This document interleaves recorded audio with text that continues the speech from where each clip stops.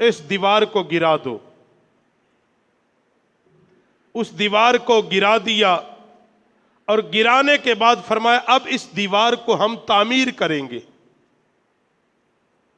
موسیٰ علیہ السلام نے پھر وہی بات کی، کہا جی اگر آپ چاہتے لو شئت لاتخذت علیہ اجرا، اجرت لے لیتے، پیسے لے لیتے۔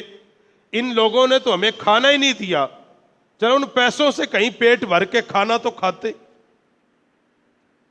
اور تو بھی عجب ہے، تو ان سے کھانا مانگا دیا نہیں، اور دیوار بنا رہے ہیں، ہم جانتے نہیں یہ کن کی ہے۔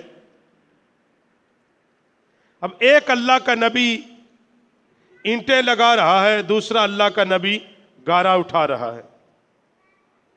دیوار مکمل ہو گئی، جتنی بنانی تھی وہ بن گئی۔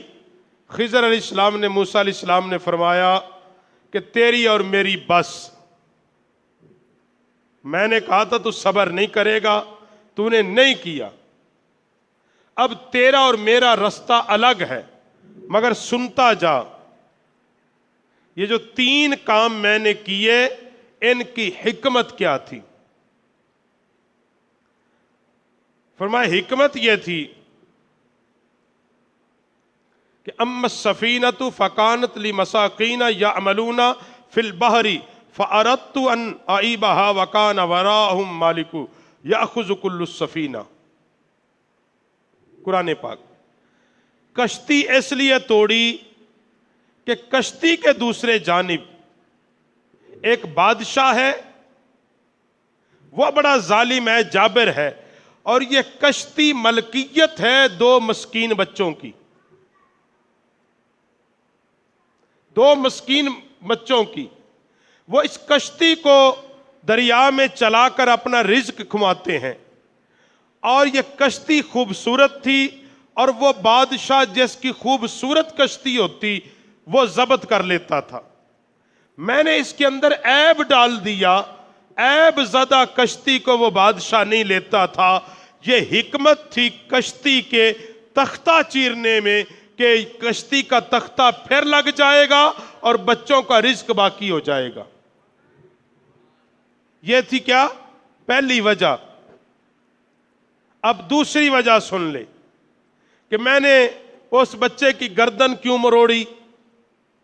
کہا بچے کے والدین مسلمان تھے، مومن تھے، اور بچے کی پیشانی پر لکھا تھا یہ کفر کی طرف چلا جائے گا، اور خدشہ یہ تھا کہ اولاد کی محبت میں اس کے والدین بھی کہیں کافر نہ ہو جائیں۔ میں نے اللہ سے دعا کی مالک بے نیاز ان کے والدین کو اس سے اچھی اولاد عطا کر دینا۔ وہ اس کو اس لیے قتل کر دیا، اس کے ماں باپ کا ایمان بچ جائے گا اور اللہ اس کو اس سے بہتر بیٹا عطا کر دے گا۔ اب تیسری بات پہ آ جا۔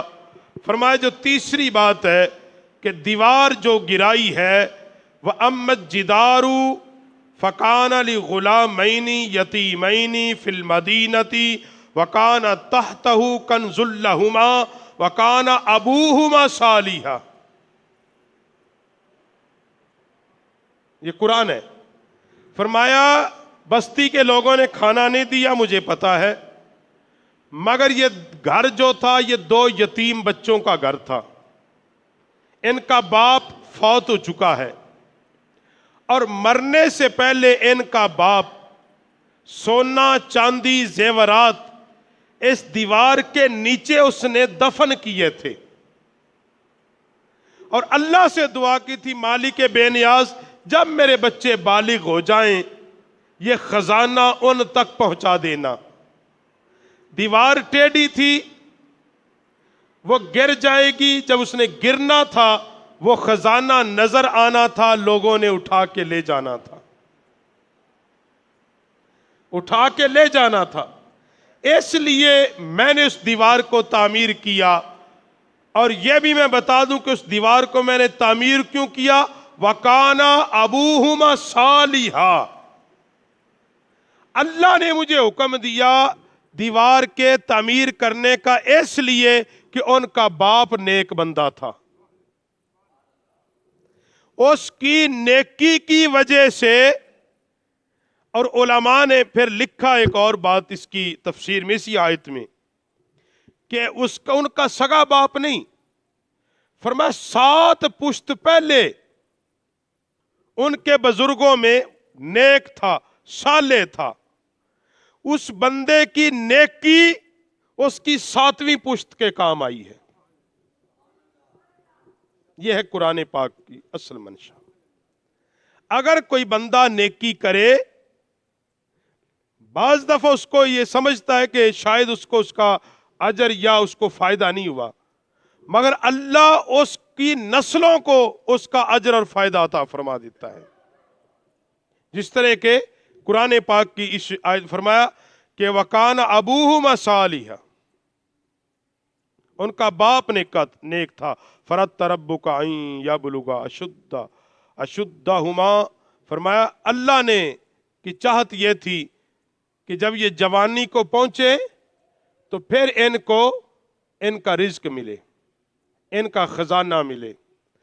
تو خضر علیہ السلام نے فرمایا کہ یہ حکمت تھی جو تو نہیں سمجھ سکا. اب تیرا اور میرا رستہ دونوں الگ ہیں، ہم یہاں سے الگ ہو جائیں گے. تو قرآن پاک کے اس واقعے سے 2-3 چیزیں جو قرآن پاک نے بیان کیا یہاں پہ. ایک تو یہ کہ اللہ رب العالمین جس کو چاہے علم عطا فرما دے، جس کو چاہے حکمت عطا فرما دے. دوسرا کہ دین کا علم سیکھنے کے لیے سفر کرنا یہ اللہ کے نبی کی سنت ہے. دین کے علم کا حاصل کرنے کے لیے سفر کرنا، کسی کے پاس چل کے جانا اور درخواست کرنا کہ مجھے جناب